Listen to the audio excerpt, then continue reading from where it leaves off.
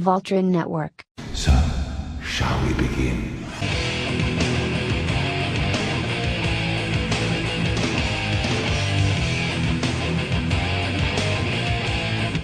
You are now tuned into Talking at the Movies with your hosts, Eddie, Salim, and Mo. Let's get going. What's good, guys? Welcome back to Talking at the Movies. I'm Eddie Reese Antonio. And I am Mo. Hello, folks. Yeah. Hey, Mo, did you know you can actually do three-way calls on WhatsApp? I think, is that a new thing? I think that's just come in quite recently. Yeah, it came at the beginning of the year. I was looking it up. Yeah. So But it's not like Salim's actually responding to any of our messages about, do you want to do a podcast? I know. He's disappearing conveniently whenever we need to do it. Yeah, he's like too busy going to like bus stations and comic book shops. No, you mean hanging out with people that were hitting on him with guns under their table. You see that picture? Shit, man, when he told me that, I was like, I have no idea what like the gun laws are over there, whether it's like legal to like carry a gun or whatnot. But like, you could see in the picture the guy was holding it.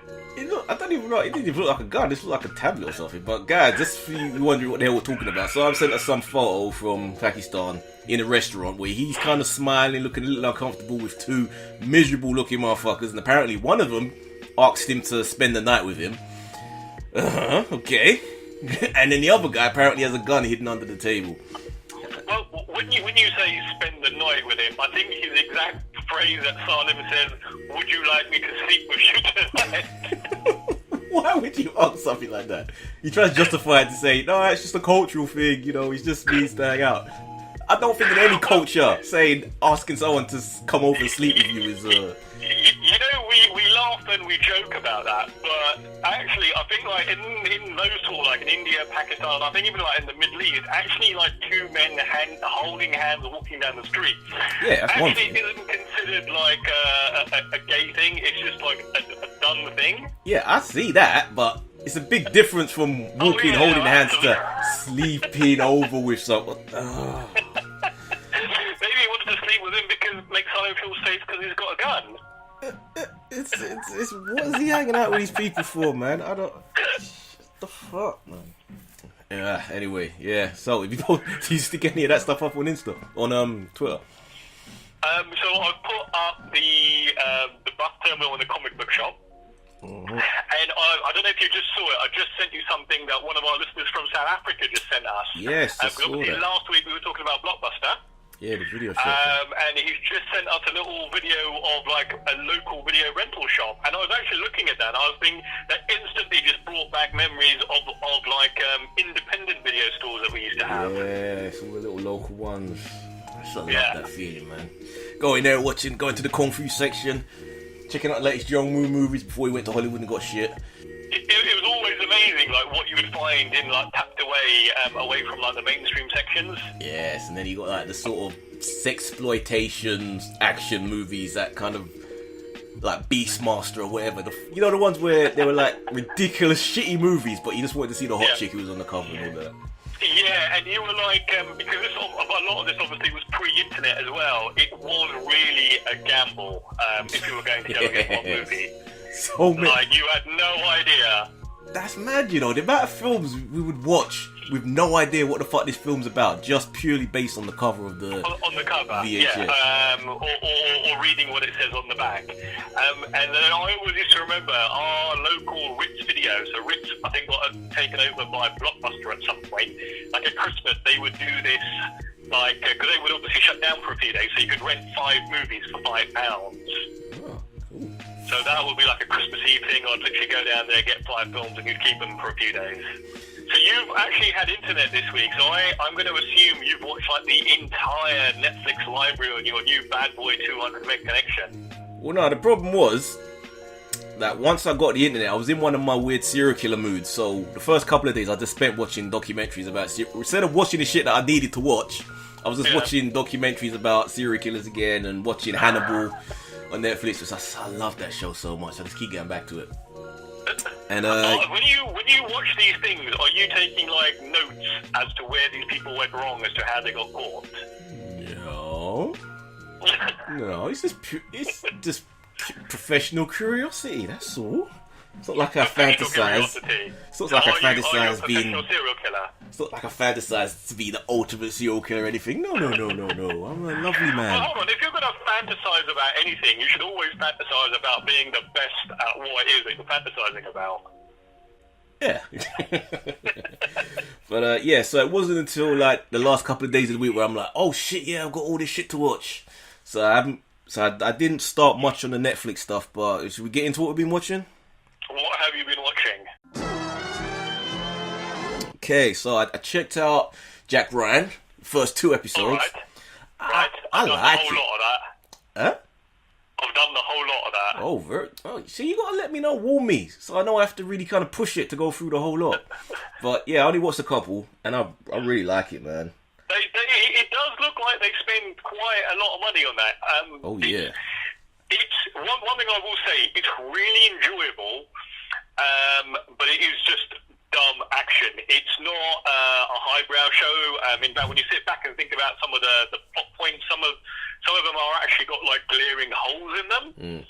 But none of that kind of matters because, like in the very first episode, it literally the tension goes from 0 to 100 in just like that. Yeah, I was actually surprised that the action in it, because about a guy who's basically just an analyst, had way more sort of gore and action than I was expecting, but I enjoy it so far. So I don't know how it's going to go near the end, but I do like the fact that they treat the villains as the antagonists as actual people. Like there's motivations there.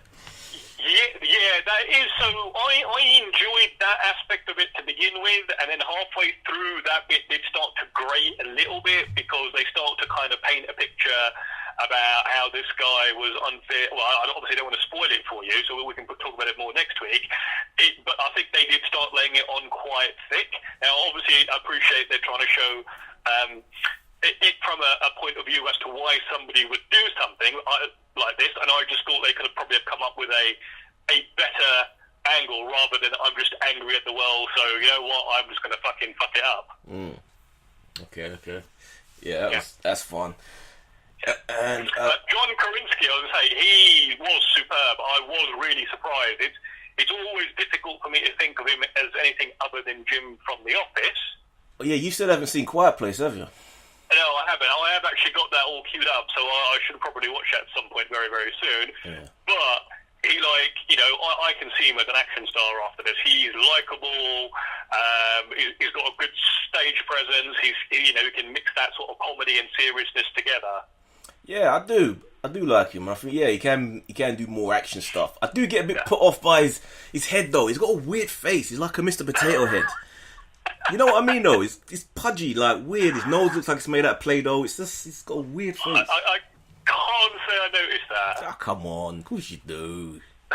This has been nice. Yeah, Mr. Potato Head. But he's good. He's likable. He's affable. All of that. So thumbs up for me with Jack Ryan. I checked out also. I only checked out one episode of The Purge, the TV series that's on Amazon. Right.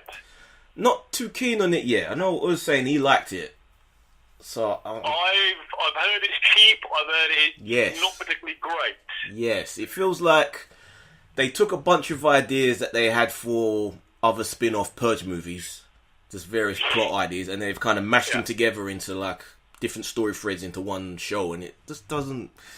None of them are particularly strong. I don't know. So what's the premise here? Because obviously, like, the movie is like one night. So are they stretching like a purge over an entire season? So far, they have been, yes. So this first episode basically takes place like an hour or a couple of hours leading up to the purge. So it ends pretty much with the purge just starting. So you just see people hankering down, all these different people and their different little storylines. Some guy's looking for his sister, and she's like in some cult who are sacrificing themselves for the purge, and it's just all weird shit. But it's not great. Are you going to go back for episode 2? I'll give it one more go to see if it picks up, but I don't. If it's in the same zone, and I ain't fucking done. What else did I watch? But like I said, a ton of horror movies and horror shows. So, I finished Insatiable finally. All right, okay. What was the blood thing you guys want about? Season 2? Oh, I heard about season 2 coming. Yeah, I'm happy about that. But what was the whole big blood thing you lot were going on about? Because I kept looking for something crazy, but I didn't see anything. What? In that last episode, episode where she fucking takes, I can't remember what tool she's got in her hand, and she just starts smashing that guy, and blood just starts spurting. Christian. Yeah, it wasn't that bad. I expected something really crazy, but it was like, oh, okay. Well, it was really, because if you kind of think about, like, Patty's she's your hero of the story, right? You're seeing it through her eyes, we're seeing it through Bob. She's now crossed a line where your hero doesn't generally go. Like, she's literally like she's killed a person now, yeah? So it's kind of like, how can you redeem yourself from that? Yeah, and it's quite a barbaric act, because so many times she's done the wrong thing, and then afterwards she realizes she's done the wrong thing, and she should have just walked away. I guess for me, they painted Christian as such a piece of shit that it kind of just felt justified to me. I guess she went overboard, but yeah, it wasn't as But was he an actual piece of shit? I mean, obviously he's kidnapped her and stuff, but he hadn't harmed her. Yes, he was. He was breaking into a house. He kidnapped the other chick that he had in the trunk, and he was saying that, yeah, we have to get rid of her, like insinuating to kill her. Like, yes, for me, this guy was on the edge. Yeah, but so you didn't find that a bit shocking at all when she decided, I'm just going to use this, like, I can't remember what it was, wrench or whatever, and just started... Well, keep in mind, like I said, I'd been watching Hannibal, I'd been watching House of a Thousand Corpse and Devil's Reject, so yeah, it wasn't that shit wasn't shocking to me at all. But yeah, it's such a good show, man. I'm looking forward to it. Did you enjoy the show? I do. Do you think that it just did not deserve all the negative press that it got? Of course it didn't. That shit was ridiculous. I think most people started to feel that now. I kept going online, looking at people, seeing what they were saying. And everyone was just, even girls were like, I love this show. What's everyone bitching about? Yeah, it's just that whole, that social justice bullshit where people just hear a basic plot point of something and then they just feel like they want to be part of this big conversation, so they start bitching about it. And it's just, 2018 sucks. People are too sensitive, man. Did you get around to watching any Ozark? That was one I had to put on the back burner. That and Iron Fist. I'm gonna just do that for next week. So I'm not gonna watch Iron Fist until I've watched Luke Cage, but the last Luke Cage took me about a year to watch last time. Yeah, they don't really connect to each other though. I thought, yeah. I think this is the least hype for any of these Marvel shows on Netflix I've ever seen or heard, because no one seems to be talking about this at all, besides a few of the little featurettes that came out. I forgot it was even going to come out the other week. I don't think it's been out now, a week or 2 weeks. I think you might be right about that, actually, because I think it was only the day that it came out that I realised that it was out. In fact, actually, I might just actually start that and just skip Luke Cage and then go back and do it. Yeah, there's no story thread between the two of them, so you're right with that. Well, you get Claire, who obviously, jumps from one show to the other, and she normally drops like little bits and nuggets of something that's happened in the previous show. So I'm looking forward to getting into the old Ozark, so I'm going to do that justice and just cruise through the whole week with that. But yeah, I know there are other things. I think The Innocents, something like that's another Netflix one I checked out. Oh, is that the one where there's the body swap? Yes. How was that? I've only gotten into the first ep just to get started, see what it's about. So far, it's pretty cool. It threw me a bit because the whole thing's based in the UK for the most part. There's a bit in like New Zealand, but once I got used to that, it's kind of telling the whole story from the perspective of like almost Romeo and Juliet type thing of these people that have disability. But it's too early to really gauge on how it all kind of comes together, so I'll keep going with that. But so far, it's interesting. That's it, I think, until I remember something that I completely forgot about. It couldn't be that good if I forgot about it. So yeah. Anything you've been watching? So obviously I spent most of this week watching Jack Ryan. I watched it all the way to the end and highly recommend it. And I'll be very surprised if that's not coming back for a follow-up season. Please don't say Star Trek at any point. I will be talking about Star Trek, because I think we should be talking about. We should probably have a whole section just dedicated to Star Trek. Nobody wants that. Everybody wants that, mate. Everybody wants that. Don't you worry. We will become like the number one podcast for Star Trek fans. No, we won't. Never. Do you know if we can target that demographic? Do you know how many Trekkies there are out there? I know, but I watched the first couple of episodes of season 13 of It's Always Sunny in Philadelphia. Oh, who is that? Yes. So they've gone in quite heavy with the political references, but done them in like such clever ways.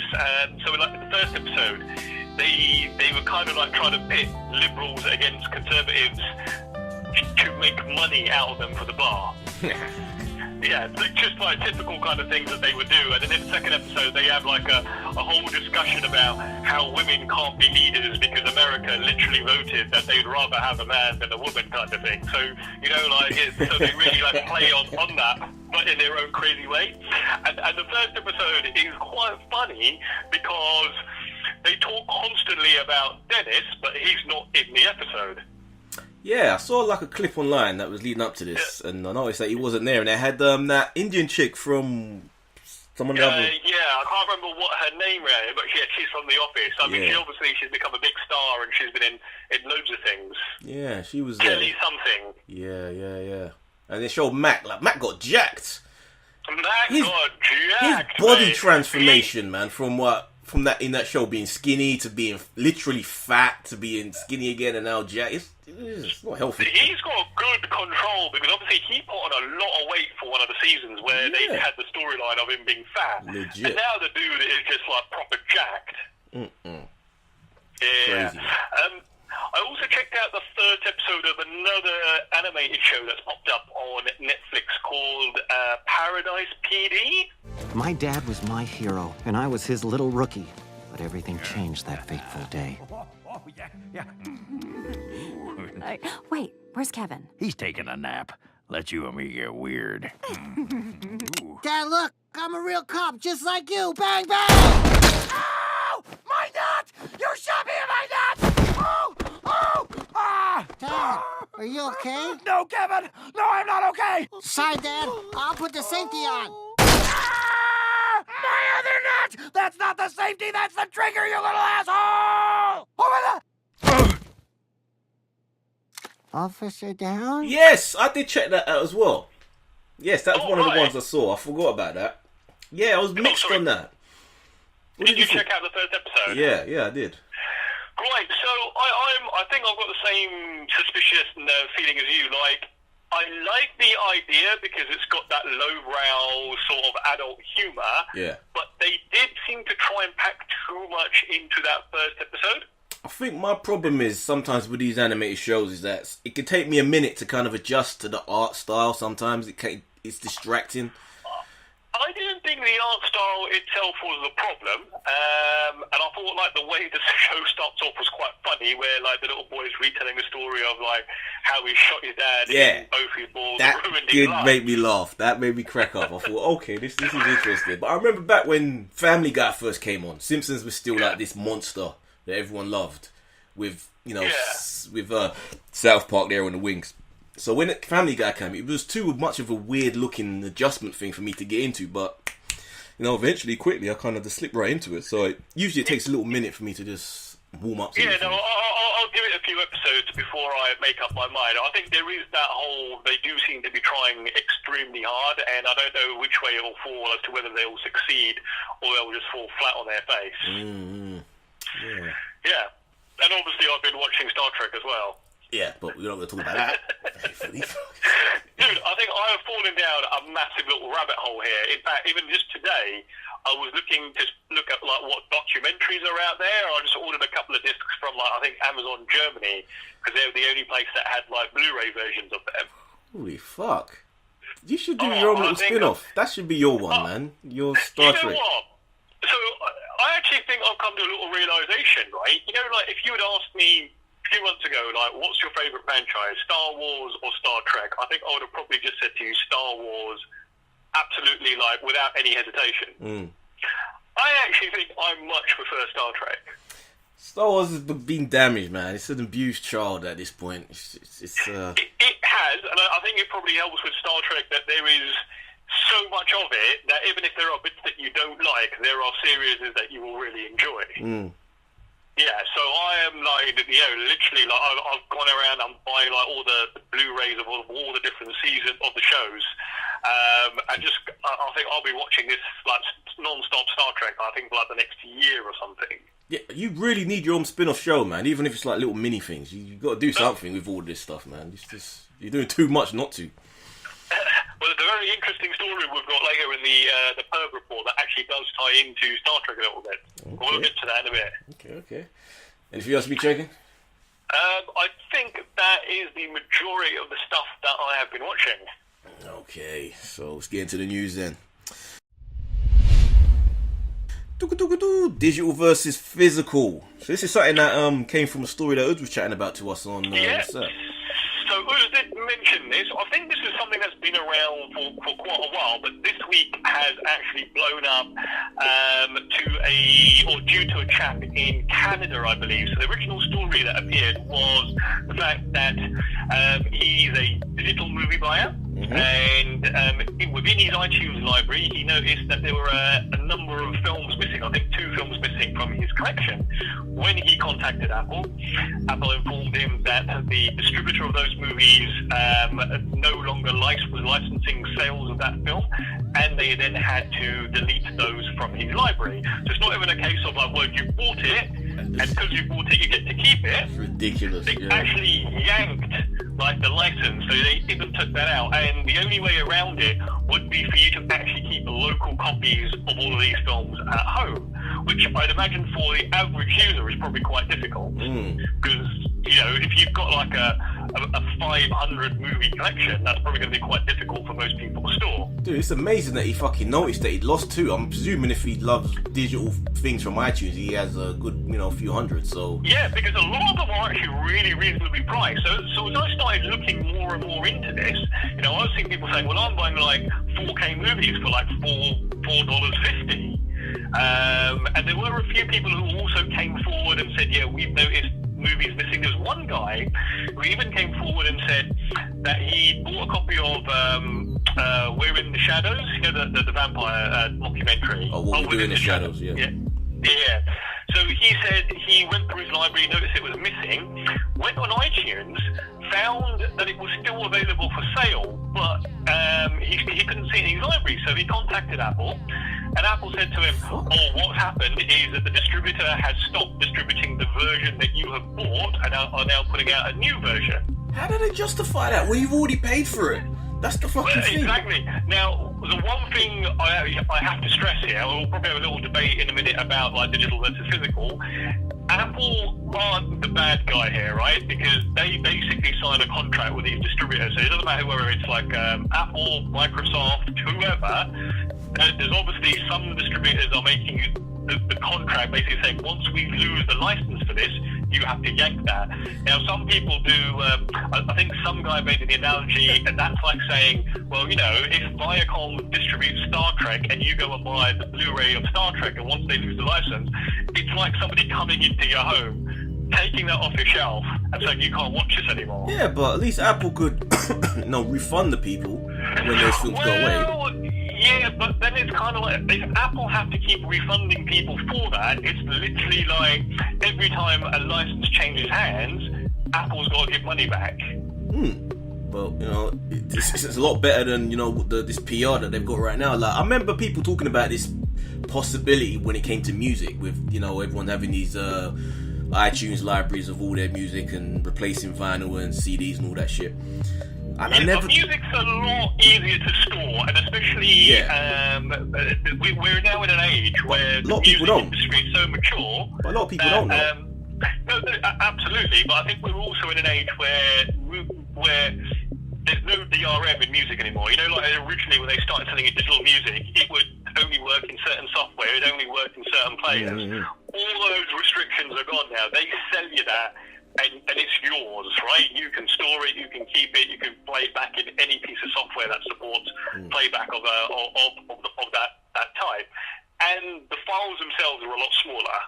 Like even if you're buying a high resolution flax, they're still minuscule compared to like a full length movie. But the problem is, I remember there's actually, it's happened to me actually on iTunes. I bought I believe it was an old school pop ting, Prince spin-off band called Vanity 6. I think the song was Nasty Boy. Yeah, and I had it on iTunes in my library, part of my Prince playlist. Went back to it a couple of months ago, realised the thumbnail's still there, but I can't play it because it says it's no longer available in my country. No, so did you buy that, or is that part of the streaming service? That was part of the streaming, so it's different, but it's that sort of situation where if I'd pay for it, which I don't really give you options for anyway nowadays, but it's that annoying thing of something that you have, even with music, and it can just, at any point, just be taken away, which is annoying. So there's two reasons that I haven't really got into digital music and digital movies. A, it's the quality. So I'm very much I've spent a lot of money on the equipment that I use to play back this stuff. So I like to buy lossless. So I like FLAC. I like Blu-ray. Yeah, guys, Mo is a true audio nerd. Like he'll sit there playing us MP3s and FLACs and seeing if we can hear the difference, which me and Salem usually can't. But he swears it's different. So yeah. And there absolutely is different, but I think that's a thing for another day. But I think we're literally back here. So I rip all my CDs, so I still get the advantage of digital, right? I do have the headache of managing and backing up all that shit, but I still get the advantages of it. And with Google Music, I can actually upload all my own music as well, because I'll buy stuff that they literally don't have in their library, and you can combine the two. I think you can do that with Apple as well, can't you? Not mobile-wise. Maybe on the iTunes actual app on the PC. But do they not have like that whole iTunes match thing? So they'll upload your library if you're subscribed to their service? Or is that something else? It could be. I haven't seen the option, but it could be out there. I don't know. Yeah. But this is it. You know, this whole becomes like this whole digital thing is you're not buying the product, you're essentially buying a license. And the same thing has been happening with video games. You know, literally as I was researching a story in the last few days, I've heard things about apparently there was a Scott Pilgrim game on the Xbox 360, which basically got taken off and you couldn't buy anymore. I think in that case you could still download it had you purchased it. But this is happening across the digital sort of like media divide. So it just shows, man. You just like I've never been a thing when it comes to digital. Like I've seen the option on Amazon about buying films, and I've never gone for it and TV shows because I just don't trust. It doesn't feel like I own it. If it's just a digital thing on some other platform's library, I need to have it or download it myself. There is something that they're doing in the US that I wish they would bring here, which may make it a little bit more palatable. So if we take aside from the fact that the digital version still isn't as good quality as a Blu-ray, you don't have like that high bit rate, you don't have like the lossless audio. What they're doing in the US is, I think, and Disney are already pushing this, and I think they're one of the biggest backers of it. Is they're called Movies Anywhere. So what you do is you sign up for an account at Movies Anywhere. You then link like your Amazon, your Vudu, your Google, your iTunes, or all the accounts that you have to that, right? When you buy a movie in one of those accounts, so say you buy a movie at Google, you then have the right to watch it on any of the other services. Oh, okay. So that actually sounds like it could be a solution to this. But only time will tell, I guess. It will. Yeah. You're definitely a physical guy, though. I know you back up a lot of your shit, but you also do like to have all them. I like to buy it, right? Because I know at any point my hard drive could go and I could lose all of those. And I wouldn't say I've become a lot more selective about what I buy. So I'm like, at the moment I'm going through a whole Star Trek buying phase because I know I'll watch these things many, many times, right? You know, I've just bought Battlestar Galactica recently because I know I'll enjoy going back and watching that. A lot of the other stuff, I'm probably more happy than just to watch it on like Amazon and watch it on Netflix. Yeah. But I generally just tend to buy stuff I know I'll watch again. Okay. So, you checked out the new teaser for Sabrina. Oh, have you seen it? Yes, I have. And what did you think? It looks cool, man. It's kind of got a bit of the aesthetic of like Riverdale, but it's got the occult twist to it, which I like. So I think the phrase here is this is not your father's Sabrina. I think as the saying would go. Technically, it kind of is because this is what Sabrina was originally before the TV show is the spin-off, is the adaptation. So even though it is what most people think of, it's not the original. Oh, right. So was there something else? Yeah, comic. But you know, Riverdale was Archie. Yeah. Right.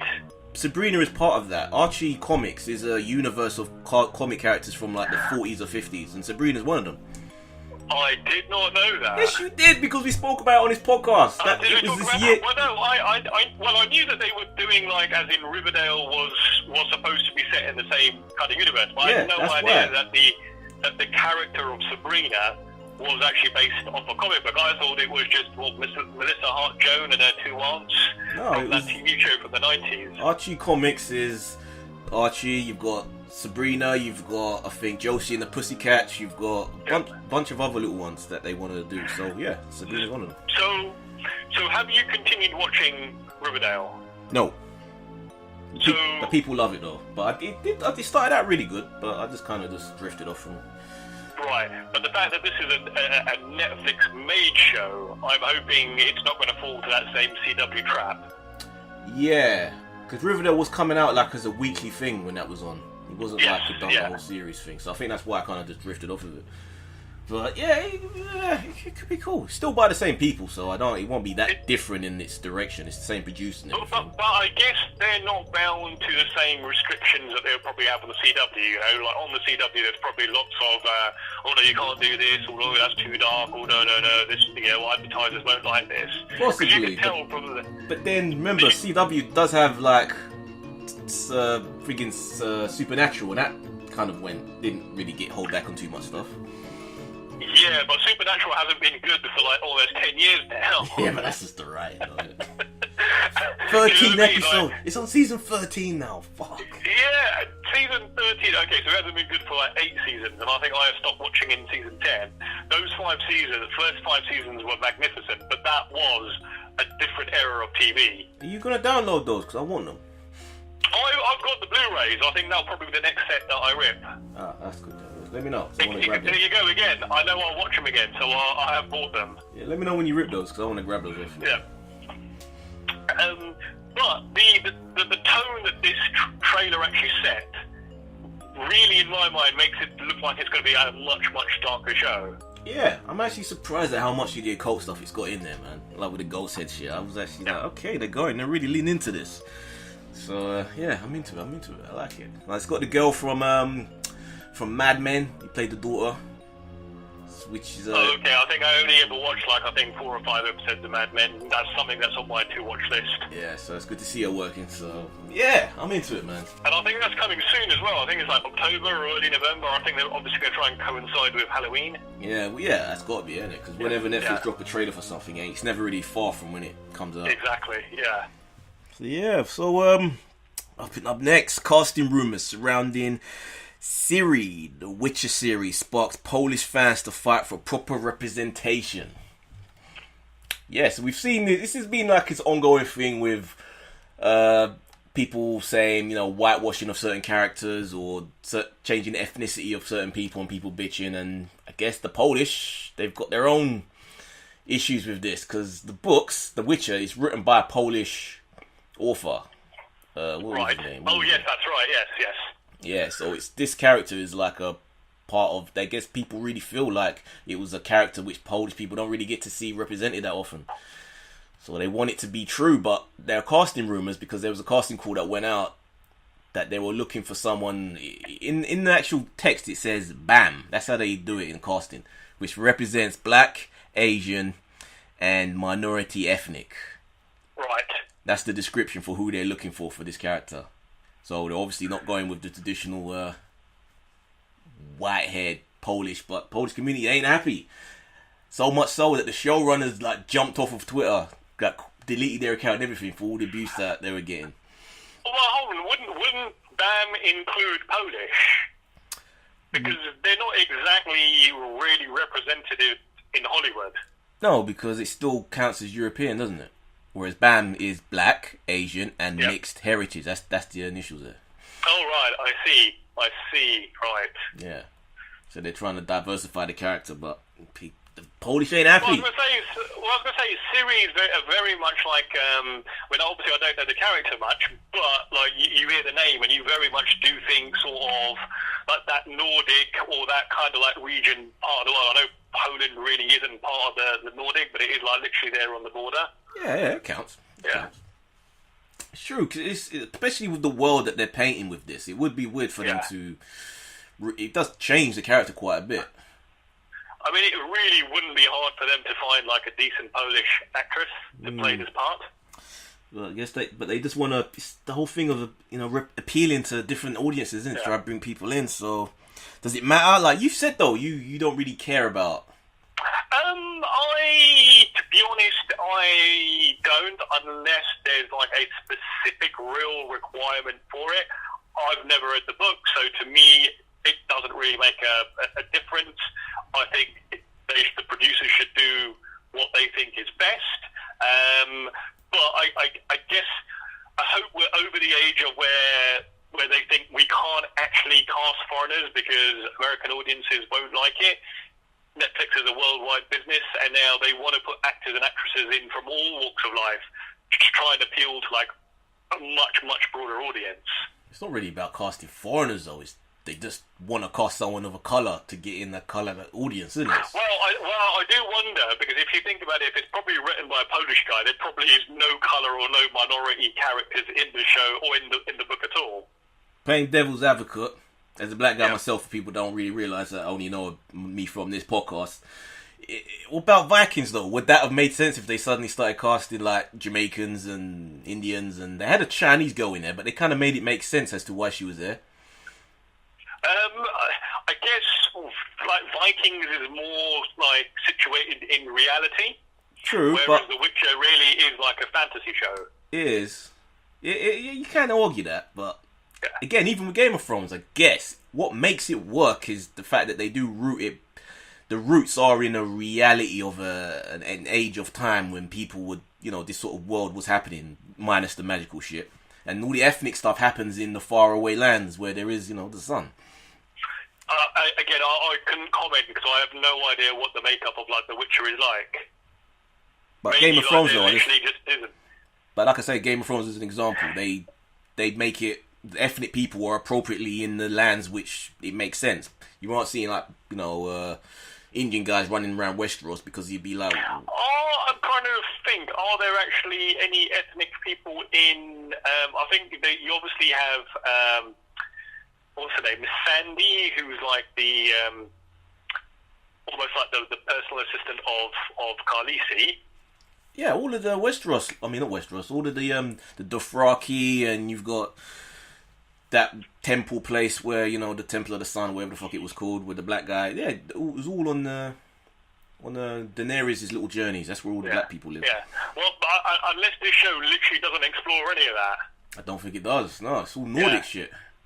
So then I can kind of see why they might want to get a little bit of colour in there, because they may have a very difficult time selling that or getting people to view it outside of like Europe and the US. But they won't know because everyone watches Vikings still. I watch it. I like it. I don't care that there ain't people of a colour. It makes sense for it to be how it is. No, but I think if you start to go to markets like, say, sort of like Asia, China, India, those sort of places, I think like if you have a representative from those countries, suddenly those audiences are a lot more interested. Yeah, it's got to make sense. I mean, you've seen it with like the Marvel movies a lot. Sometimes they even film special scenes just for those versions of the films. Yeah, Iron Man 2. Yeah, it does make it is true, but it just has to make sense. That's all I'm saying. It has to be organic. Because there was that whole what was that, Britannia, where I think Sky tried to do the whole Game of Thrones thing. And it just took me out of it once I saw like all these black Roman soldiers from Italy, and it was like it just didn't. Yeah, but didn't we look that up? And didn't we actually find it was quite common for there to actually be black people at that time in Rome and even in their armies? Yeah, we did. But the fact that the show didn't explain that, it just kind of just put them there. It didn't have any story to it. So hold on. So you, as a black person yourself, wasn't happy to think, oh look, there's some like black representation on screen. That's patronising to think that just seeing them there is enough. I need to know why they're there. It needs to make sense. I need context. That's me. I need context to why people are where they are. Right? Can you imagine, right?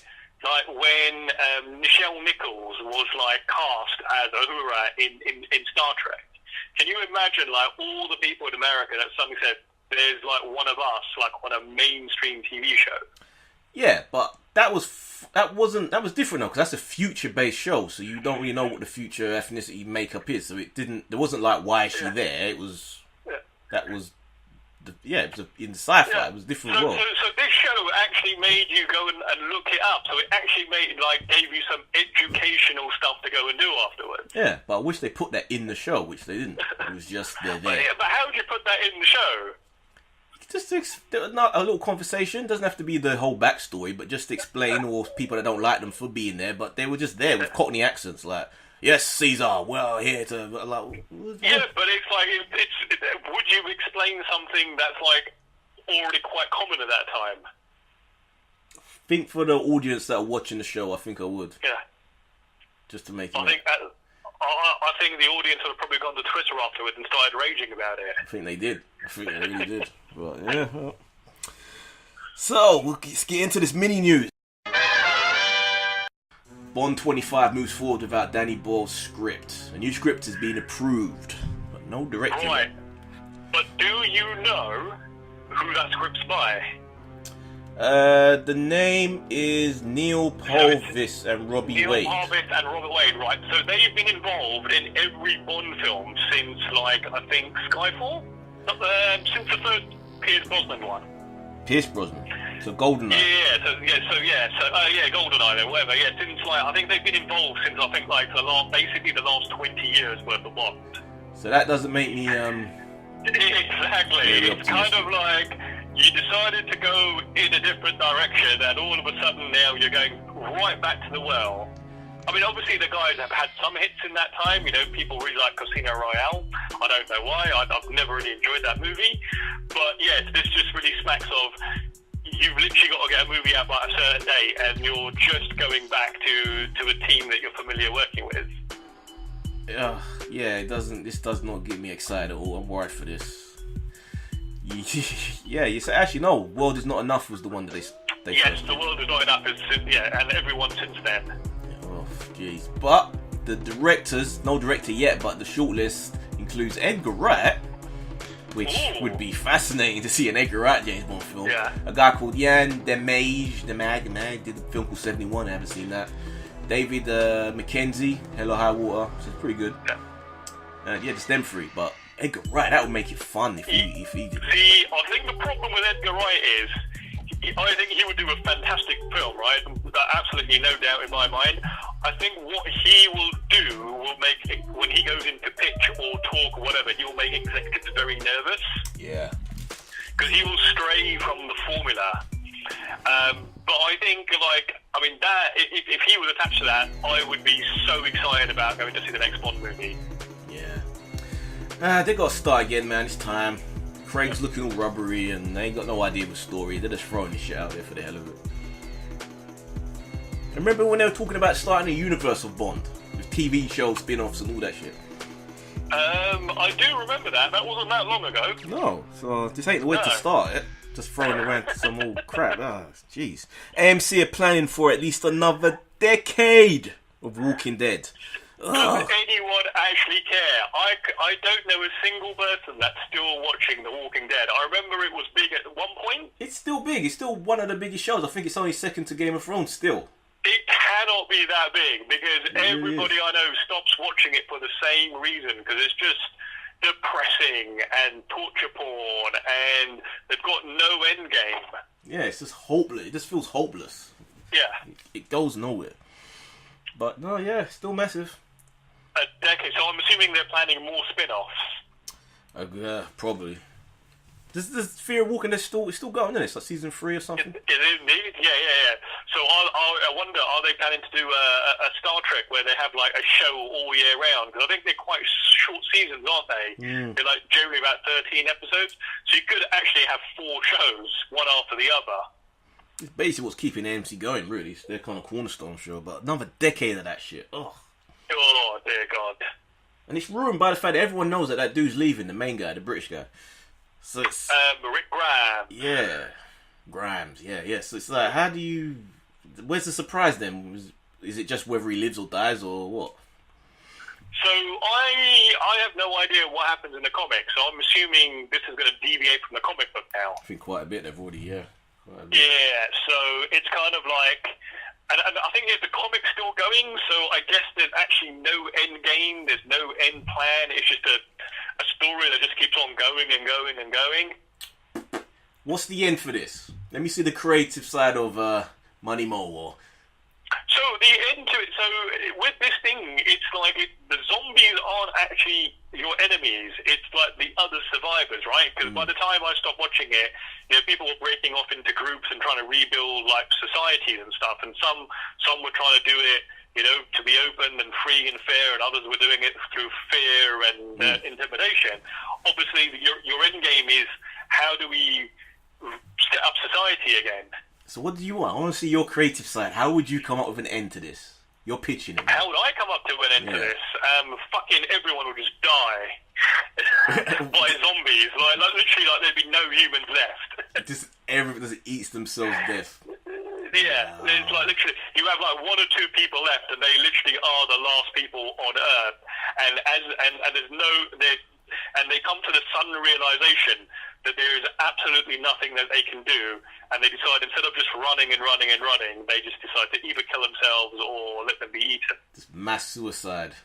Yeah. Like, bro, I'd have something. Yeah, maybe something like that would happen. Then suddenly, face to black, skip forward maybe 10 years, and suddenly you have a bit of a Planet of the Apes type intro with astronauts coming back to Earth who'd been on like a Mars mission. The first Mars mission to Earth, or on the Mars, or no, I mean, yeah. A little bit. So hold on, did you finish watching Last Man on Earth? No, I didn't. Right. Do you know that plotline is directly out of Last Man on Earth? I saw. Was that on the second? There was a season where there was the astronaut that came back, innit? Yeah. So that's his brother. Yeah. He survived the whole time because he was up on the space station. Yeah. So that's what I would have, but a team of them comes back. And really? Are you not? You wouldn't think like at some point some of these zombies become sentient, and you suddenly start having like. That was what I was pitching, innit? Zombies. That's what I was pitching, that they should have done that, but they haven't. So I'd have the scenario: they come back and literally humankind is all dead. Everyone's become zombies, and the zombies have just since starved to death because they haven't got nothing to eat no more. Are they starving to death, or have they literally like started up society again, and they've like literally introduced the concept of like money and having to go to work and buy your food? A whole planet of smart zombies. So what are they eating? Cloned humans. Yeah, it's like, yeah, that could be it. They've got zombie scientists cloning humans that they could eat as burgers. Yeah, that'd be cool. Can you imagine like the dinner scene table is like a whole bunch of zombies sitting around wearing suits with like a human strapped to the table? Yeah, screaming. Or just jellyfied his brain. So what would happen to the astronauts though? Would they come back and be like welcomed, or would they be like fresh prey? Like, oh my god, this delicacy, this rare, truly... Hunt them down. That could be a whole new spin-off. So that doesn't even end it. That just starts a whole new fucking spin-off of Walking Dead. Ah, shit. So Jason Blum wants to reboot Scream. This is Blum from Blumhouse, the horror franchise, guys. He wants to reboot Scream, and I know what he did last summer. So, when was the last time there was an entry in these series? Oh, God knows. Long time ago. So, do they need to reboot? Can they not just do another movie in that universe? What's the point, really, after all this time? I think they did, was Scream... Yeah, they did Scream... Was it Scream? Yeah, they did Scream again on, as a TV show, didn't they? They did do Scream as a TV show. Am I also... Because I don't think I've seen all the Scream movies, but am I imagining it? Or was Jay and Silent Bob in one of the Scream movies as well? Could have made a cameo, because those did get pretty ridiculous. Yeah, apparently they were in Scream 3. Okay. I'd rather do I Know What He Did Last Summer. I feel there's more potential in that. There's more room to play around. I actually remember going to the cinema to watch that first one. I remember really enjoying it. Yeah. But then again, it was a shitty bad guy though. It was just some guy in a fisherman's thing, innit, with a hook. Yes, it was, yes. Obviously, what did they do? They killed him and then hid the body, and then a year later he came back for revenge. Something like that, yeah. So actually, I'll take that back. Scream is more interesting.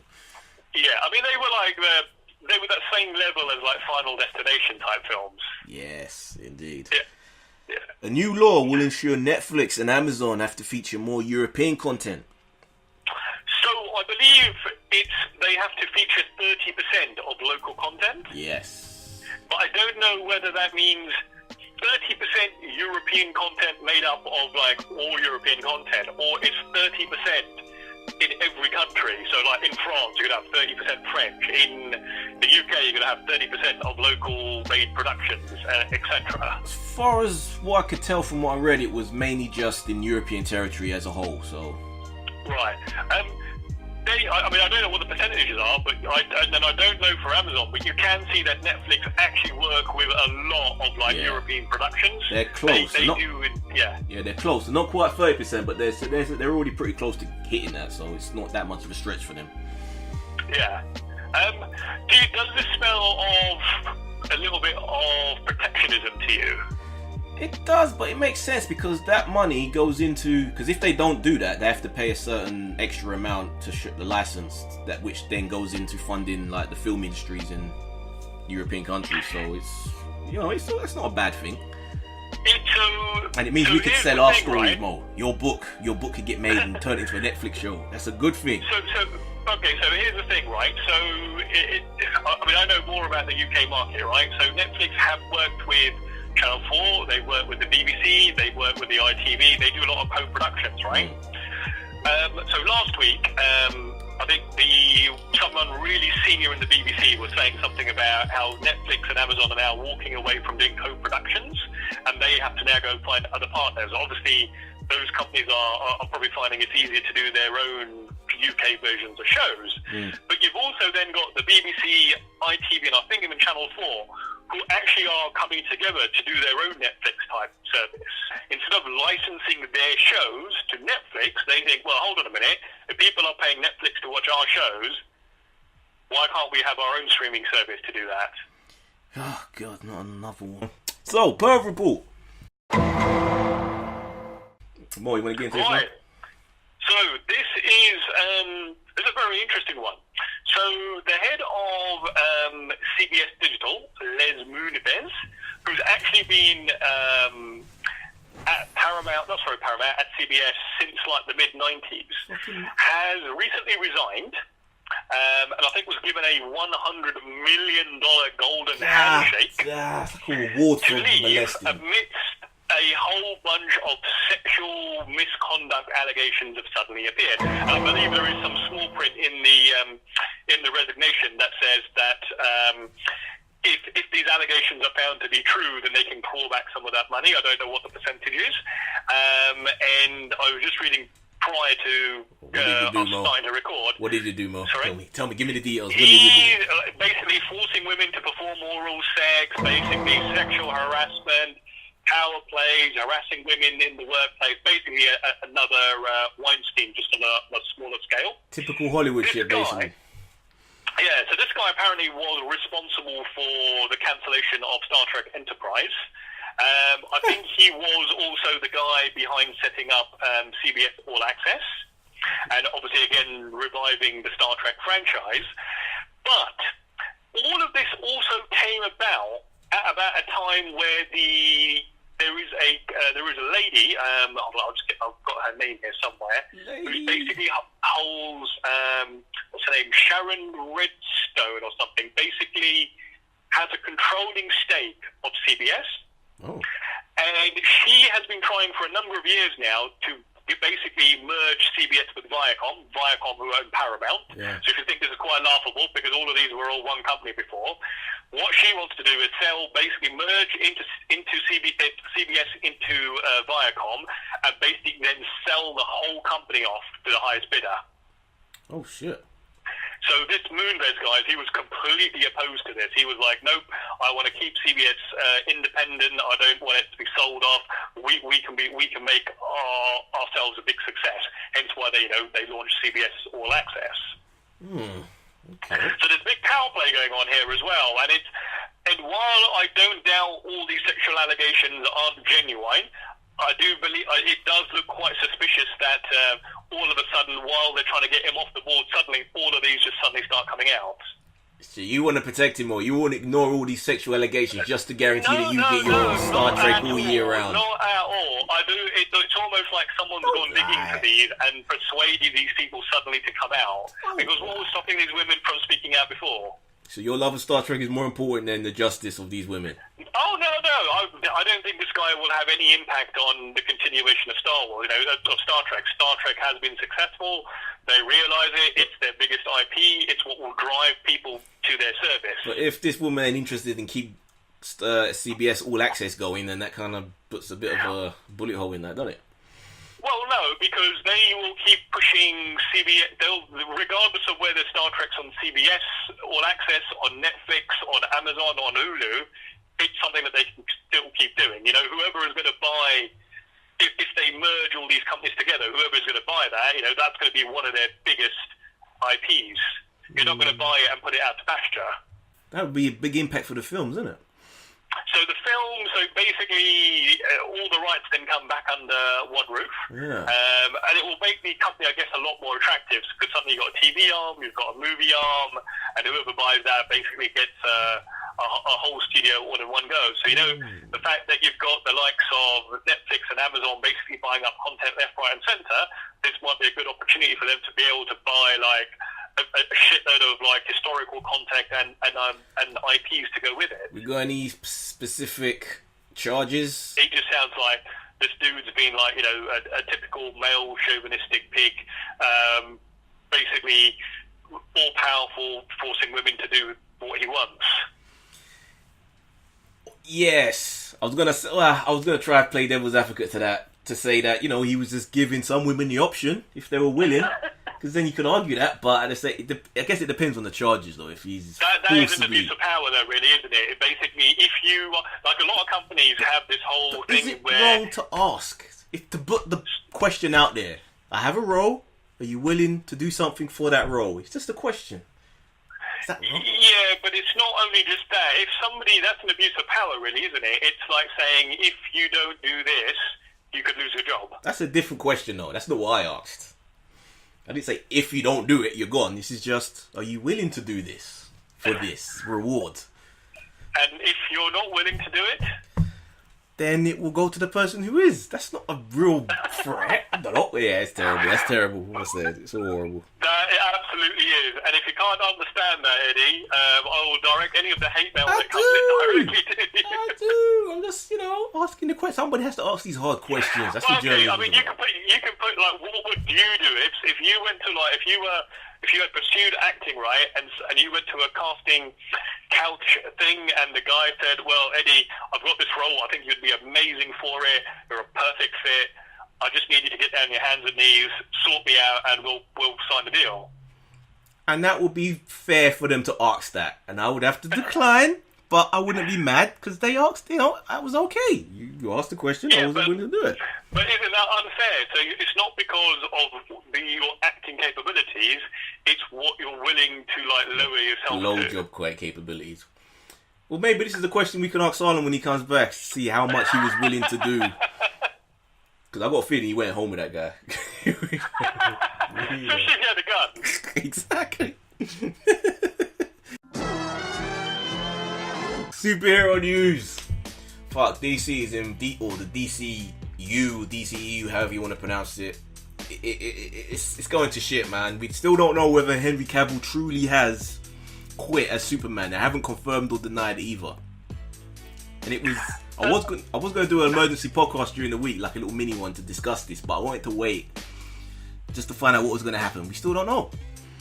So, but didn't they come out towards the end of the week and confirm that he's still there? And no, he put a little something on Instagram where he had he was holding up an action figure wearing a Superman t-shirt, but he literally said nothing. He just kind of waved it around, saying that it's been a fun week and people been getting at him, but literally it's just cryptic. Nothing officially has come out. I mean, it's a real tough one because obviously he's going on to do another project now. I mean, and to be fair, with TV shows, they still, they still have this long break where the actors can go off and make movies and stuff. So it's not a fact. It's not a scheduling thing. He can still be in that DC universe. I kind of wonder, does he still want to be? They've abused him. They've kind of. He's a great Superman, potentially one of the best they've had. Because he embodies Superman better than anybody. I would not disagree with that. I've not actually enjoyed the Superman films. I've softened a little bit on the first one, right? Yeah, Man of Steel. I've grown to like that. Me too. But he is an incredible Superman. Yeah, he embodies the character truly. Yeah, I mean, Christopher Reeves was a tough act to follow, and he really makes the role his own. Yeah, because he embodies the physicality, which Creed Reeves didn't quite. But yeah, it's true. But he feels like he's there being the linchpin of this universe. But Warner Brothers are just shitting around with him, just having him popping up here and there, but not like. Why would you want to part with that? It's not. I wouldn't be mad at him for wanting to negotiate something more in a contract to say that I want to make a film now, I'm done with this. I wouldn't be mad at him doing that because they've just fucked around with him too long. It's been a while though, hasn't it? Yeah. When did Man of Steel come out? A long time ago. It must be like 5 years now or something? Yeah, it's a long time to go without no sequel. And it wasn't even a flop, to be honest. It didn't do as well as they wanted, but it wasn't a flop. It was, it was 2013, so yeah, it has been like 5 years. Damn. I think I think you were either in the camp of you liked it or you didn't like it. And like I said, I didn't enjoy the movie, but I have softened on it over the years. Actually, this is reminding me of something else I watched in the week. I finally got to see Mission Impossible Fallout. Great film. Was the moustache all important? Very much a linchpin in the whole plot of the movie. But he's wicked in it. Without that. He's wicked in it. Honestly, I cannot see how a stick-on mustache couldn't have worked. I don't know what the fuck was going on with them. They were just being spiteful against Warner Brothers, blatantly. But he was wicked in it. To be fair, if I was that executive, I would probably done exactly the same thing for exactly the same reason. Very cool film, and it just highlights how badass he is. It's just such a cool film.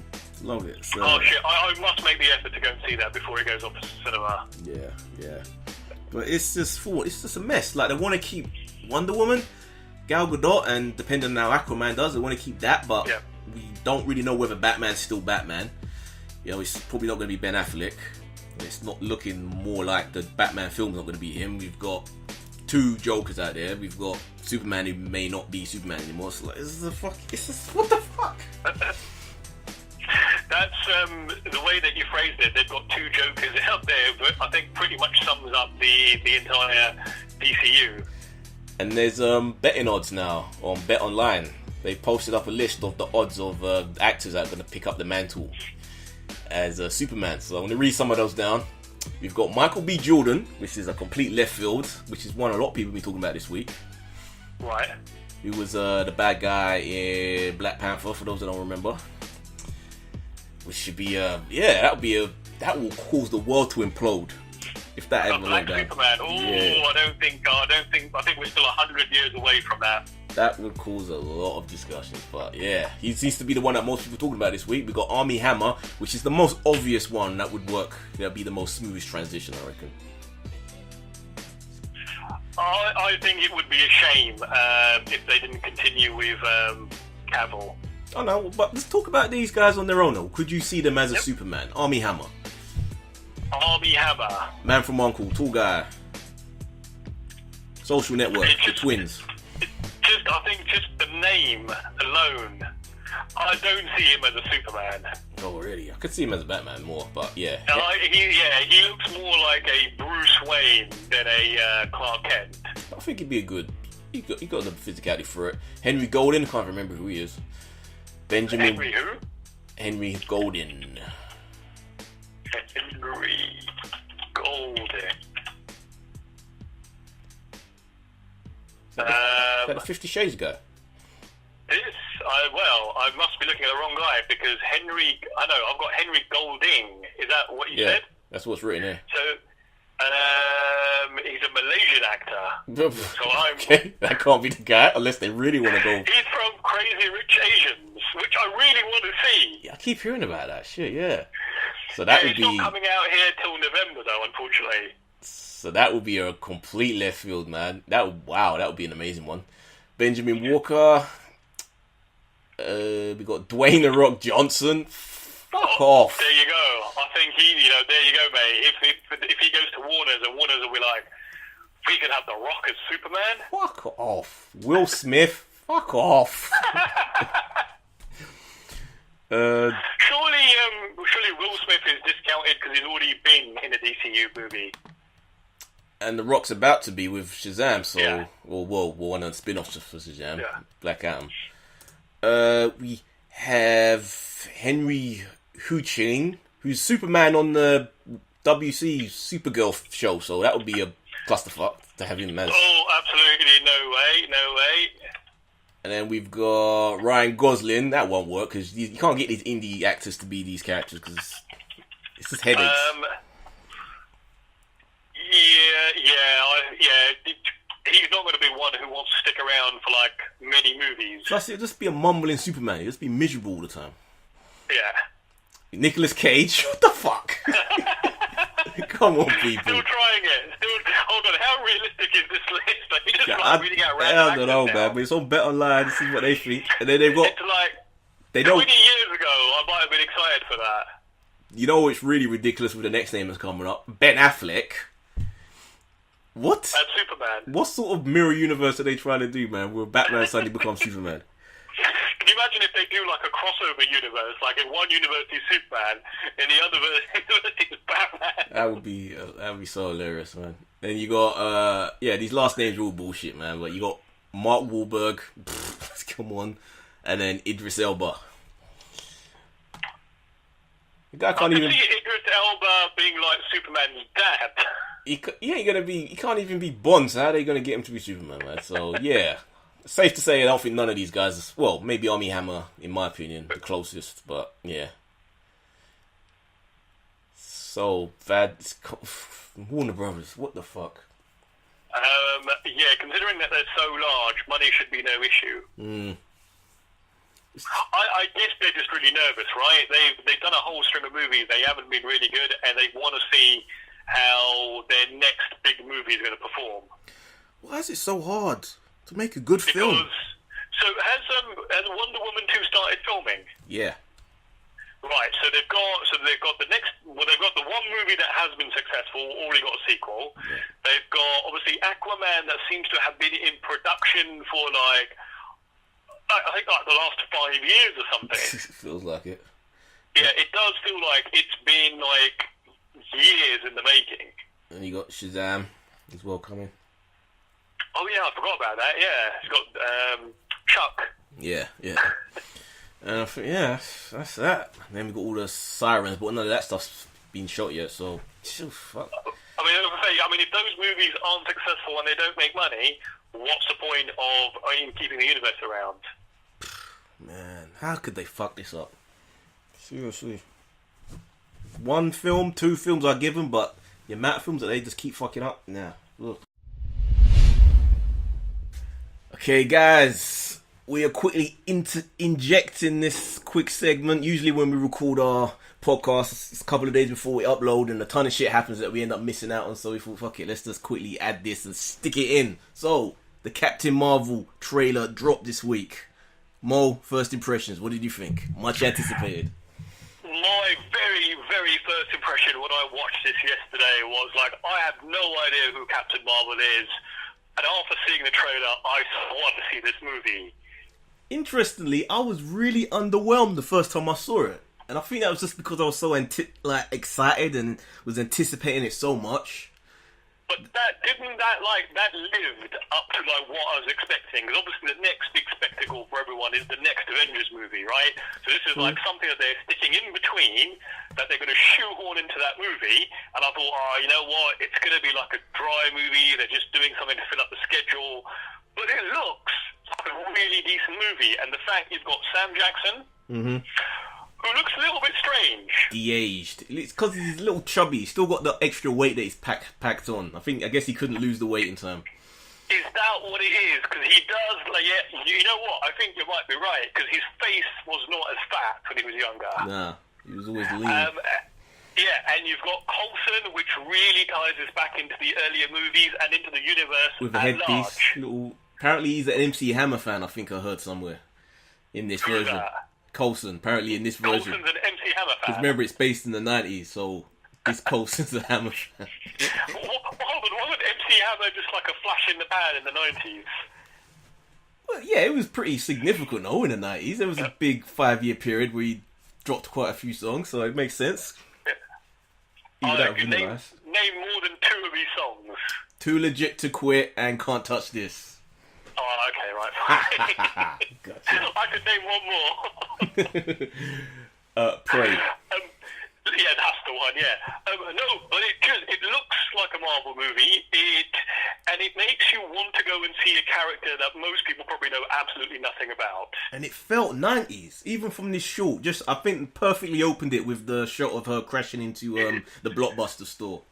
Perfectly so that's been a very, very, very topical subject on our podcast over the last few weeks. So I think, they've obviously been listening to us, but you're right, that instantly puts in your mind like a time where this movie is set. Definitely. And I didn't necessarily feel like you were saying that you felt this was just going to be a shoehorned in movie, but from what I've been hearing, Captain Marvel is going to be like they want her to be the new with Iron Man and Captain America and all those characters slowly kind of making their way out of the DC now because all the DC out of the Marvel, the MCU, because of all the contracts ending. They want her to be the figurehead, like the leader of the Avengers moving forward in the new phase. So I knew it was going to be a big deal in that sense. No, I totally get that. Because as I was sitting there yesterday and I was actually logically thinking about it, it's almost like you've seen the first part of a movie, right? And they're now going to introduce a character that has never been part of this universe, who's most likely going to be the one who saves the day. Yeah. So it's almost like a MacGuffin that they're pulling out. True. So the character is played by Brie Larson, an actress I've liked for a few years now. Very much so. Who looks great in that suit. Yes, yeah, indeed. And the character he's playing is called Carol Danvers, which is actually like the second version of Captain Marvel, who we see the first version, Marvel, played by Jude Law, which is interesting. I didn't think we were going to see him, so it was actually cool seeing him in there. Okay, so there's quite a bit of a mythology then to like this particular character that I hope they'll introduce the audience to. Well, it does seem to have an interesting premise, or more of an interesting premise than your average superhero movie, because obviously you kind of get the idea that maybe she's lost her memory or something, she's from outer space, but was an Earthling. Yeah, it's a combination of what happened to Quill in Guardians of the Galaxy and on the DC side of things, Green Lantern. A similar sort of thing where, she's been chosen as this new carrier of this amazing power and taken away to the other end of the universe. The other thing that really catches you off guard, there is a moment where there's like an old lady on the screen and she just punches her in the face. Some people are freaking out, man. I've seen people respond to that like, why is that supposed to be? Is that supposed to make me laugh? But I think that might have something to do with the fact that the big bads in this are the Skrull. And one of their abilities that the Skrull have, from what I remember in the comics, is that they can shapeshift. So that may be a thing that she thinks that woman's just the Skrull in hiding. Right, that makes a lot of sense. It'd be funny if it turns out it's not, though. So yeah, moving forward, I think the next trailer is going to be even better, though. I think they'll really pull it out. Yeah, I mean, this is just a teaser. I expect the full onslaught to start after Christmas. Yeah, stylized. You get the music, some sort of rock track like they've sort of done in the past, and But this did the job nicely. This is whetted the appetite. I'm not even entirely sure how many people are actually aware that there was going to be another movie before the Avengers. I guess most people are just waiting to see Avengers 4. What the fuck happened? How they're going to deal with it. So this actually might be a nice little sort of palate cleanser before going into that. Yeah, it's true, because it's going to be a while by the time that comes around. It's going to be a while since Ant-Man dropped, so that's going to be... And that was more grounded. This is way more galactic, kind of in the Guardians sort of realm of things, so... Yeah, and I guess they'll probably sow the seeds in this movie that, like, Captain Marvel's going to turn up in the Avengers. Yeah, it's true. But, yeah, so, first impressions. At first... medium, yeah, but now, after watching it again a couple of times, I'm very much hyped for this. Can't wait. Yes, indeedy. You know, whoever they've got cutting their trailers, at Marvel, Warner Brothers definitely needs to hire that person. Or actually get somebody who's gone to that same school that this person has gone to. Because every time they cut a trailer, the movie just looks fantastic. But then they have a habit sometimes of showing too much. They do, but I think everybody has a habit of doing that in the modern age. Yeah, it's true. Alright, well, that's our thoughts. Back to the show. Anything else? What are you planning on doing this week? What are we going to get to? Let's look ahead. There is something popping up next week that I'll be very interested in, and it doesn't really fit into our category, but did you see Nintendo's Direct this week? I didn't. I've been missing from a lot of the tech stuff. So they're starting their online service on the 19th of this month. And so what they're doing is they're taking away the ability to play online free and charging $20 a year for it, right? But one of the things that they're giving you is each generation you've had to buy the classic games. So you cherry pick the ones that you want. What they're doing this time round is, as part of that £20 yearly fee, is they're giving you 20 NES games and then every month adding more games to that service, so almost making it like a Netflix type thing. So you don't have to pay for each individual game, so you're more likely to play ones that you may not have been so sure about. So I kind of like the approach they're taking here. 20's a lot, I'm really looking forward to that. Huh? 20's a lot though every month. No, for the year. Oh, that's okay. Oh, and I'm sorry, I say 20. It's actually $17.99 in the UK. It's $20 in the US. So what that gives you is the ability to play online. It gives you cloud saves, and it gives you access to this library of on-demand games. For a year, that's pretty damn good, to be honest. That is pretty good. Well, I mean, if you go to Reddit, you'd think it's the end of the fucking world. Jeez, they could have got away with doing $5 a month or something. That's actually pretty good. They could have. They're even doing a family thing, where you can have up to 4 people for £35 per a year, which also still seems reasonably good. Okay. Yeah. I haven't even watched the tech note for the whatever the fuck it's called, for the Apple either, so... Was anything interesting on that? Oh, Lord. It's just, they're all the phones now look like the last year's 10X, even the cheap ones. Yes. Obviously, the materials that they use to make those phones are different. The lower-end phone doesn't use an OLED screen. It uses a LED, doesn't use stainless steel, uses aluminium, stuff like that. But nothing exciting. Same old. I think I don't think that's just an Apple problem. I think we've literally hit that point now where all the phones are on an even playing field. Google have got their thing next month, and again, I've just no interest. It's all plateaued. The only thing I care about now with a phone, which I may take into consideration with my next phone, I was actually looking at fucking Samsung, because of the amount of memory they've got. 512 gigabytes, plus you can buy a memory stick to make it a terabyte. Whew. You can indeed. So, one of the new Apple phones this week, the maximum memory it has is 512, right? Do you know how much it cost? God, jeez, I can't It's almost £1,500. What the fuck? You're literally, I think, talking an arm and a leg there. I can buy a car. Do you remember when you could go and buy the top-end iPhone for £475? I remember hearing about PlayStations being 200, 300 quid and thinking that was ridiculous. Jeez. But even that, consoles haven't really gone up that much in price. I mean, when new consoles launch, they're still around the $299 mark. So these phones are fucking ridiculous. Yeah. Well, guys, welcome for another episode of Tech Talk. So, how can they get in contact with us, Mo, if they want to chat to us? Is that going to be a new section for us? It seems like it. Why not? I want to do more mini-sodes. Oh, I mentioned... So we've got Go on, keep going. Well, I was going to say, we've got to do we got to record the Buffy stuff next. Yeah, I was about to say, I've got to go to my mum, so you reckon we can do that tomorrow? Yeah, we'll have to do it in the evening, so I think I'll be out during the day. Yeah, that's fine. Yeah. Yeah, that's cool. So, let's get to the end then. So, Mo. Cool, folks. So if you want to email us, we are at tatmpodcast@gmail.com. Don't be shy, email us, whether it's movie and TV related, whether you just want advice on life, anything, email us. We will read it out and we will discuss it. If you want to tweet us, we are at Talking Movies 3. Indeed.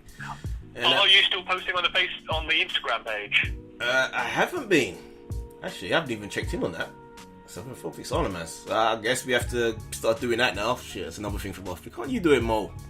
Well, I do the Twitter stuff, and I've now actually got quite addicted to posting pictures of Gizmo and Daisy on their page. I actually don't know what we would post on our Instagram page for like movies and stuff. Because anytime I think of something, I just put it up on Twitter. I was going to say one thing before we sign off. Did you look at all at the new legislation that the EU is trying to rush through with regards to copyright? No, why are they going to fuck us up again now? So basically, I think there's a whole bunch of people that have just voted on something that they actually don't understand at all. In fact, they don't understand how the internet works. So there's two things here that they've just voted on. It hasn't gone through yet. They still need to be ratified. That'll happen at some point next year. But basically, a lot of news sites and corporations are basically complaining that they don't get paid every time articles get shared, every time Google or Facebook or YouTube basically aggregate their news. They feel as though they should be paid a licensing cost, right? So as part of that copyright thing, they want to do this whole thing, but I don't know why they're pursuing this, because they've tried this in Spain and they've tried this in Germany, where they've forced Google to basically pay for every news story that they link to. And what Google did was basically saying, well, if you're not going to offer it to us for free, we're going to stop linking to your sites. And basically those sites just saw traffic dramatically drop. Hilarious. And I can't believe that somebody somewhere in power is suggesting they do this across the board. And the second part of that directive is they now want to place the burden of what people are uploading actually on the platforms themselves. So like YouTube, Facebook, Google, again, have to take more action. So we already know as part of YouTube, the algorithms that they use don't work properly. But I guess I'm more worried about what does this mean for Usenet and news groups. So it's not like, because news groups will only take down content if the content holder basically says take that down. Yes, fucking race. Man, head fuck, cluster fuck. But yeah, guys. So we might have to start looking at like the dark web now for the new internet. I was dabbling in that for a while. I'm gonna have to go back now to get the little the gateway thing, but it was fun. Actually, no, it wasn't. It was horrible trawling around there because the shit you stumble across, man, it's not pretty. Let's put it that way. I won't get deep into it. It's not pretty. I've got stuff. I mean, there is some stuff I never ever want to fucking see. Yeah, it's not nice. But yeah. Don't forget to check out the rest of our shows on the Voltron Network website. Coming soon, one day soon. So check out DC vs Marvel podcast and Wrestling Ruckus with myself. So from me, Idris. And Mo. Later.